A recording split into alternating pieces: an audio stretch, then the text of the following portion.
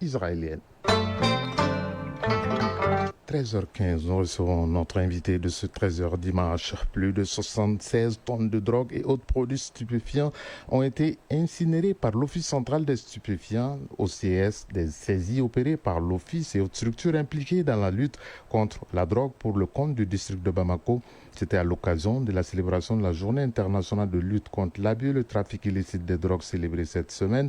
Cette année, sous le thème prévention et résilience communautaire, un rempart contre la drogue au Mali.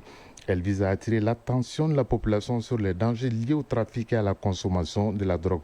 Pour en parler, notre invité de ce 13h dimanche est le contrôleur général de police, Bassirou Bamba. Il est le directeur général adjoint de l'OCS, l'Office central des stupéfiants.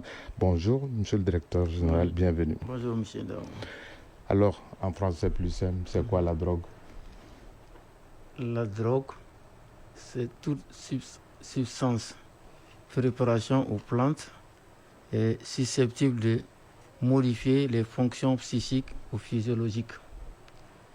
Autrement, on dit encore, c'est toute plante, substance, préparation placée sous le contrôle d'une loi nationale ou d'une convention ratifiée par le Mali.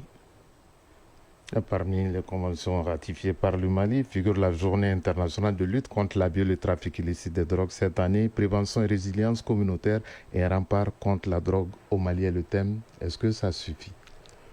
Le thème, ça suffit, c'est en harmonie avec le thème mondial, parce que le thème mondial, ça c'est... les faits sont là, investissez dans la prévention. Donc, c'est axé sur la prévention. Le thème mondial aussi bien que le thème national. Mais quand on voit aujourd'hui la proportion galopante de la consommation de la drogue au Mali, notamment chez la couche juvénile, est-ce que prévenir va suffire? Justement, nous avons estimé depuis longtemps, c'était la répression. À un moment donné, nous nous sommes dit que la seule répression ne suffit pas. Encore faut-il, c'est bien de réprimer, mais encore faut-il que les populations soient informées des dangers, des méfaits du trafic et de la consommation de la drogue. C'est pourquoi, ce dernier temps, nous intensifions nos efforts sur la prévention.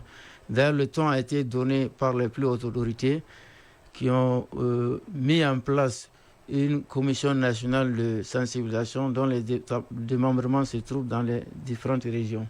Parce que nous avons estimé que la seule répression ne suffit pas.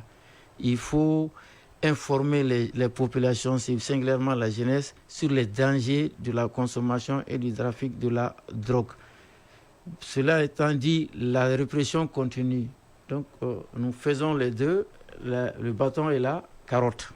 Oui, justement, le président de la transition, le général d'armée Assimi Goïta, avait lui-même annoncé que lors du recrutement dans l'armée malienne, dans nos forces de défense et de sécurité, la couche juvénile et beaucoup de jeunes ont été mis à carreau parce que tout simplement il y avait une forte dose dans leur sang de drogue.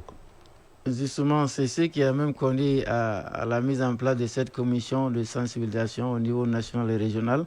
Parce que, effectivement, comme vous l'avez si bien dit, lors d'un recrutement, 2000 jeunes ont été testés positifs.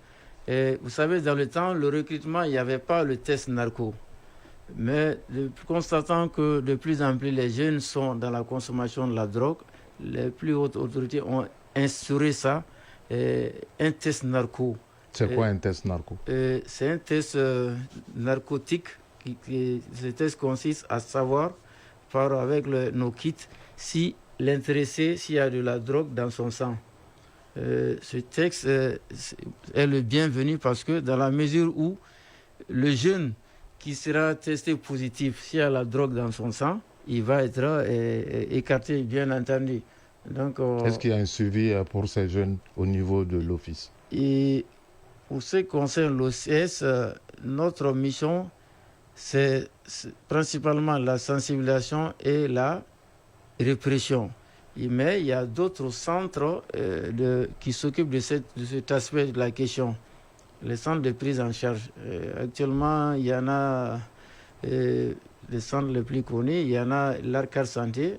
Il y a aussi il y en a un centre aussi au niveau de Pongé et puis à Kati.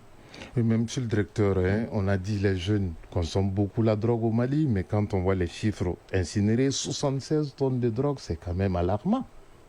C'est même plus parce que la quantité totale au niveau national, c'est 128 tonnes. Les 116 tonnes, 605 kg, ça c'est uniquement les saisies effectuées par les antennes de l'OCS. Sinon c'est 128 tonnes. C'est vraiment... Et le reste qui n'a pas été incinéré? Tout le stock a été incinéré. Parce que nous pensons que nous profitons justement de la journée du 26 juin pour procéder à l'incinération des stocks.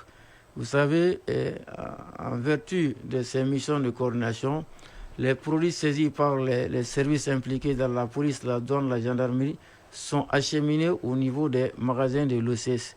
Donc nous